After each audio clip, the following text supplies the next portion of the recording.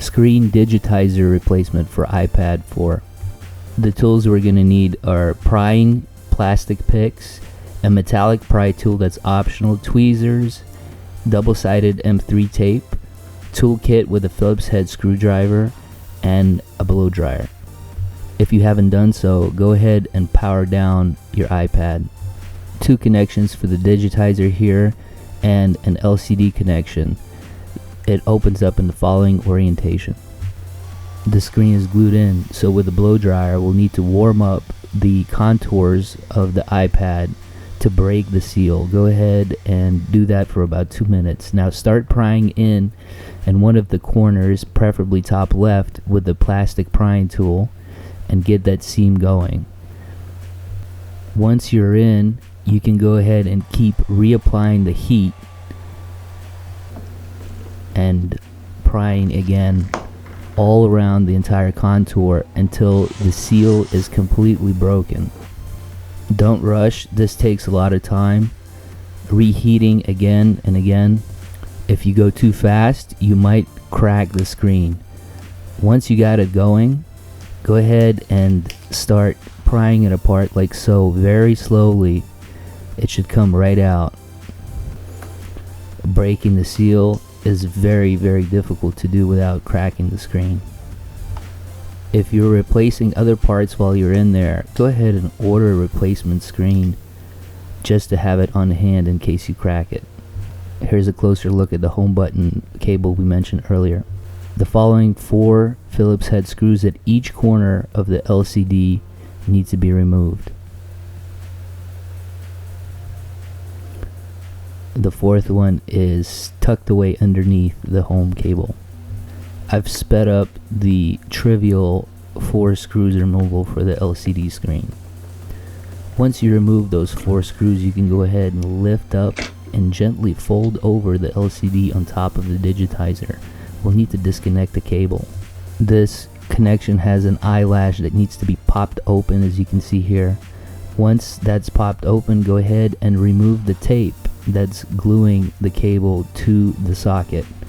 Once that tape is removed, we can go ahead and start prying left to right and push that cable out like so. With this cable unplugged, we can go ahead and lift up the LCD and move it out of the way. Here's a good look how it looks up close. Back to the bottom left corner. To remove the digitizer, we need to peel back the tape that's guarding the connection to the home button. Go ahead and lift up that eyelash again, very gently. Now with the eyelash lifted, you can go ahead and tug that cable out of the way like so. There you go. Now let's move up to the digitizer cable. Go ahead and remove the tape that's guarding the cable to the socket. Now lift up the 2 lashes, again popping them up gently. With those popped up, you can lift the digitizer and gently peel the cable away from the chassis of the iPad. Be very careful not to rip it. Now you can just disconnect it, and that's it. Screen reassembly. For the reassembly, we're essentially following all the steps backwards. Go ahead and reconnect the home button cable first. That should be relatively easy. Make sure not to forget the eyelash. Now go ahead and reconnect the digitizer data cables. Go ahead and pop them in until you can't see the white lines anymore. Now with the back of the tweezers, apply pressure to close the eyelash. We can now go ahead and reinstall the LCD. Go ahead and lay the LCD down on top of the digitizer. Grab the LCD cable, go ahead and tuck it in until you can't see the white line anymore, and push in that eyelash to secure that connection. Go ahead and flop it back over the battery now. Make sure not to block off any cables and that the home button cable is not pinched. Resecure the 4 Phillips head screws on each corner of the LCD. This is optional. Go ahead and wipe down the screen with a glasses wipe or an anti-static wipe or whatever that you have on hand. with the screen clean, go ahead and apply the M3 tape around the contour of the digitizer.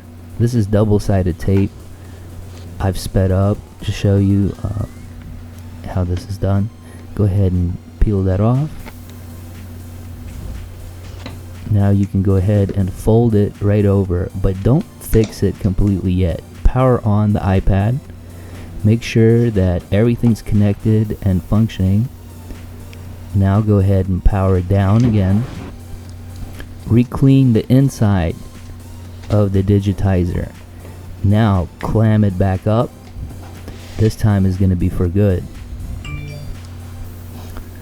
Make sure to adjust everything correctly so that all the seams line up and you get a nice good seal. You shouldn't be able to see any cracks at all.